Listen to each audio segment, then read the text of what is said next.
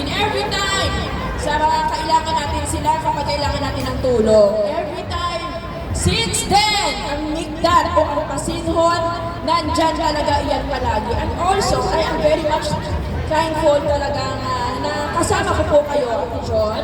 At syempre, yung mga dati mo pa mga alaga, mula naman hanggang ngayon ay kasama ko dyan sila. Kaya naman, taas noo ako at ang respeto po nandyan talaga sa grupo po ng Migdat. At syempre po, sa Ilonggo. Dahil syempre, Ilonggo rin po tayo.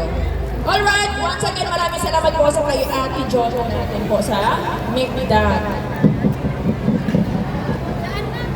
Hindi pagpagi, daga sa tubaho para Magdalo dancers, are you ready?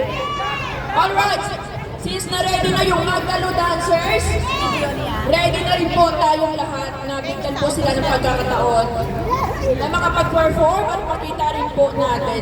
Next po yung Magdalo dancers, sino ang ready dyan? Ready na kayo? Magsalita nga kayo.